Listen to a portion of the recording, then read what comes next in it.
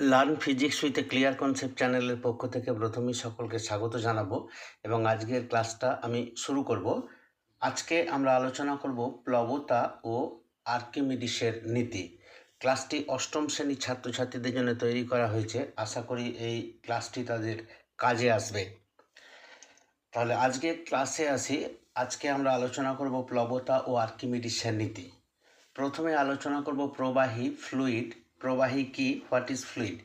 যে সমস্ত পদার্থ এক স্থান থেকে অন্য স্থানে প্রবাহিত হতে পারে তাদের প্রবাহী বলে। যে সমস্ত পদার্থ এক স্থান থেকে অন্য স্থানে প্রবাহিত হতে পারে তাদের প্রবাহী বলে। যেমন তরল পদার্থ, গ্যাসীয় পদার্থ হলো প্রবাহী। যেহেতু তরল পদার্থ এক স্থান থেকে অন্য স্থানে প্রবাহিত হতে পারে বা গ্যাসীয় পদার্থ এক স্থান থেকে অন্য স্থানে প্রবাহিত হতে পারে, তাহলে তরল পদার্থ হলো একটি প্রবাহী এবং গ্যাসীয় পদার্থ হলো একটি প্রবাহী। প্লবতার ধারণা। এবার প্লবতার ধারণা করব। কোনো বস্তুকে কোনো প্রবাহীতে আংশিক বা সম্পূর্ণভাবে নিমজ্জিত করলে বস্তুটির ওজনের আপাত হ্রাস হয়েছে বলে মনে হয়। দৈনন্দিন জীবনে বহু ঘটনা থেকে ব্যাপারটা অনুভব করা যায়। এখান থেকে আমরা প্লবতার ধারণা পাই। আমরা জানি কোনো বস্তুকে যদি কোনো প্রবাহীতে অর্থাৎ কোনো তরল পদার্থে বা গ্যাসীয় পদার্থে যদি আংশিক বা সম্পূর্ণরূপে নিমজ্জিত করি, তাহলে বস্তুটির ওজনের আপাত হ্রাস হয়েছে বলে মনে হয়। দৈনন্দিন জীবনে এরকম বহু ঘটনা থেকে আমরা ব্যাপারটা অনুভব করতে পারি।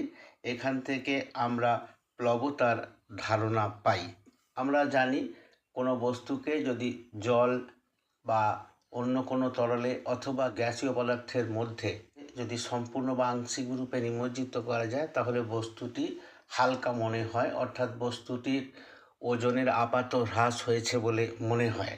এখান থেকে আমরা প্লবতার ধারণা করতে পারি। প্লবতার সংজ্ঞা। এবারে আসবো প্লবতার সংজ্ঞা। প্লবতা কাকে বলে? কোনো বস্তুকে কোনো তরলে বা গ্যাসে নিমজ্জিত করলে ওই তরল বা গ্যাস বস্তুটির উপর একটি ঊর্ধ্বমুখী বল প্রয়োগ করে। এই বলটিকে প্লবতা বলে। তাহলে আগে আমরা প্লবতার ধারণায় দেখতে পেলাম যে কোনো বস্তুকে যদি কোনো প্রবাহীর মধ্যে আংশিক বা সম্পূর্ণরূপে নিমজ্জিত করা যায়, তাহলে বস্তুটির ওজনের আপাত হ্রাস হয়। এখন আমরা দেখব এই আপাত হ্রাস কেন হচ্ছে, বস্তুটির ওজনের এই আপাত হ্রাসের কারণ কি। কোনো বস্তুকে কোনো তরলে বা গ্যাসে নিমজ্জিত করলে ওই তরল বা গ্যাস বস্তুটির উপর একটি ঊর্ধ্বমুখী বল প্রয়োগ করে। তাহলে যখনই আমরা কোনো বস্তুকে কোনো প্রবাহীর মধ্যে আংশিক বা সম্পূর্ণরূপে নিমজ্জিত করব, তখন ওই প্রবাহী বস্তুটির উপর একটি ঊর্ধ্বমুখী বল প্রয়োগ করবে। বস্তুটি এই ঊর্ধ্বমুখী বলটিকে বলা হবে প্লবতা। তাহলে বস্তুর যে ওজনের আপাত হ্রাস হচ্ছে তার কারণ হলো প্লবতা, কারণ সেই তরল বা গ্যাসীয় পদার্থ নিমজ্জিত বস্তুটির উপর একটি ঊর্ধ্বমুখী বল প্রয়োগ করে। বস্তুকে যত বেশি নিমজ্জিত করা হবে, বস্তুটির উপর প্রযুক্ত বলের মান তত বেশি হবে এবং বস্তুটিকে সম্পূর্ণভাবে নিমজ্জিত করলে প্লবক বলের মান সর্বোচ্চ হবে। তাহলে আমরা কোনো বস্তুকে যত বেশি নিমজ্জিত করব, বস্তুটির উপর প্রযুক্ত প্লবক বলের মান তত বেশি হবে এবং বস্তুটিকে সম্পূর্ণভাবে নিমজ্জিত করলে প্লবক বলের মান সর্বোচ্চ হবে। তাহলে কখন প্লবক বলের মান সর্বোচ্চ হবে, অর্থাৎ কোনো বস্তুকে যদি কোনো প্রবাহীর মধ্যে আমরা আংশিক বা সম্পূর্ণরূপে নিমজ্জিত করি, তাহলে এক্ষেত্রে কখন প্লবক বলের মান সর্বোচ্চ হবে। এখানে দেখলাম যখন বস্তুটিকে আমরা সম্পূর্ণভাবে কোনো প্রবাহীর মধ্যে নিমজ্জিত করব, তখনই প্লবক বলের মান সর্বোচ্চ হবে। প্লবক বলের মান বস্তুটির কত অংশ নিমজ্জিত আছে তার উপর নির্ভর করবে। অর্থাৎ বস্তুটির কত অংশ নিমজ্জিত আছে, নিমজ্জিত অংশের আয়তন যত বেশি হবে, প্লবক বলের মান তত বেশি হবে। নিমজ্জিত কোনো বস্তুর আয়তন যতটা কম হবে, বস্তুর উপর প্রযুক্ত প্লবক বলের মান তত কম হবে। প্লবক বলের মানের নির্ভরতা। এই যে প্লবক বলের কথা আমরা আলোচনা করলাম, এই প্লবক বলটি কোন কোন বিষয়ের উপর নির্ভর করবে? নাম্বার 1, বস্তুটির নিমজ্জিত অংশের আয়তন। বস্তুটির নিমজ্জিত অংশের আয়তনের উপর প্লবক বল নির্ভর করবে। আগেই আলোচনা করা হলো, বস্তুটিকে যত বেশি নিমজ্জিত করা হবে, প্লবক বলের মান তত বেশি হবে এবং বস্তুটিকে সম্পূর্ণভাবে নিমজ্জিত করলে প্লবক বলের মান সর্বোচ্চ হবে। 2 নম্বর প্রবাহীর ঘনত্ব। প্রবাহীর ঘনত্ব যত বেশি হবে প্লবক বলের মান তত বেশি হবে।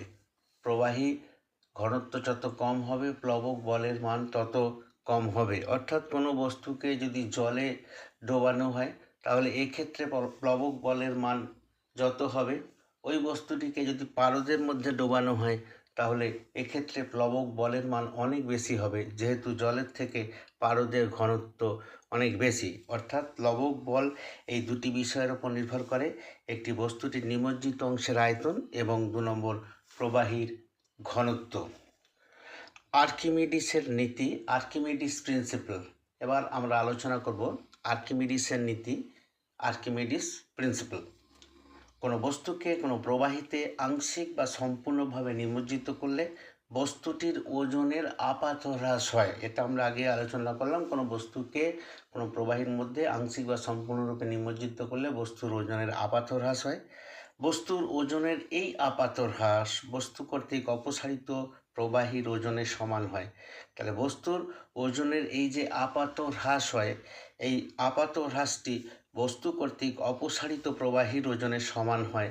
এটি আর্কিমিডিসের নীতি। কোনো বস্তুকে কোনো প্রবাহীতে আংশিক বা সম্পূর্ণভাবে নিমজ্জিত করলে বস্তুটির ওজনের আপাত হ্রাস হয় এবং বস্তুর ওজনের এই আপাত হ্রাস বস্তু কর্তৃক অপসারিত প্রবাহীর ওজনের সমান হয়। আমরা এখানে একটি চিত্র দেখিয়েছি।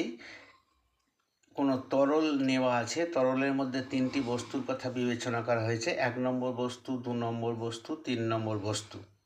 তাহলে যখনই কোনো বস্তুকে কোনো প্রবাহীর মধ্যে নিমজ্জিত করা হবে তখন এই বস্তুটির উপর দুটো বল ক্রিয়া করবে।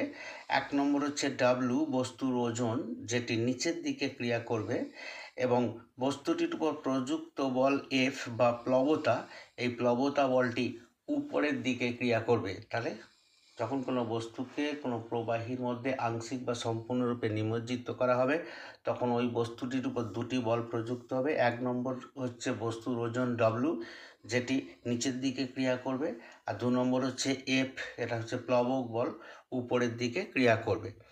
তাহলে 1 নম্বর বস্তুর ক্ষেত্রে আমরা ডাব্লু বললাম বস্তুর ওজন, যেটা নিচের দিকে ক্রিয়া করছে, এফ হচ্ছে প্লবক বল, যেটা উপরের দিকে ক্রিয়া করছে। 1 নম্বর বস্তুর ক্ষেত্রে আমরা বিবেচনা করব 1 নম্বর বস্তুতে ডাব্লু লেস দ্যান এফ, অর্থাৎ প্লবক বলের মান বেশি এবং বস্তুর ওজন কম। তাহলে এখানে যে দুটি বল প্রযুক্ত হচ্ছে, ডাব্লিউ কম অর্থাৎ নিম্নমুখী বলটি কম এবং এফ হচ্ছে বেশি, ঊর্ধ্বমুখী বলটা বেশি, তাহলে এক্ষেত্রে বস্তুটি ভাসবে।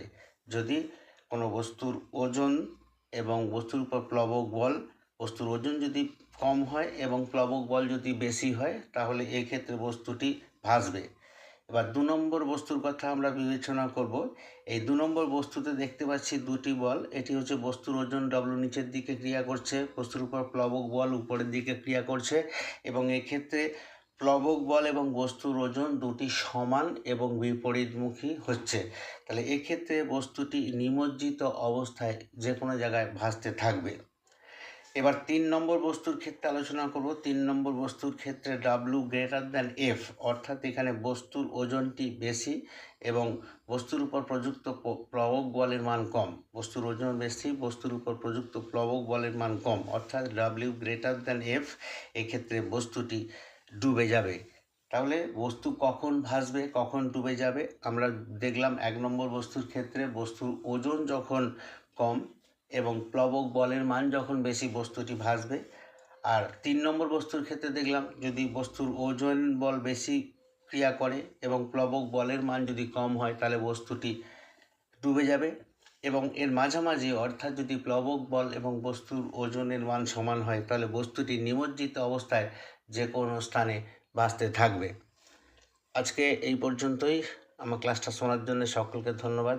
ক্লাসটা ভালো লাগলে একটি লাইক দেবে, বন্ধুদের সাথে শেয়ার করবে এবং চ্যানেলটিকে সাবস্ক্রাইব করবে। অবশেষে আরও একবার সকলকে ধন্যবাদ জানিয়ে আজকের ক্লাসটা আমি শেষ করছি। নমস্কার।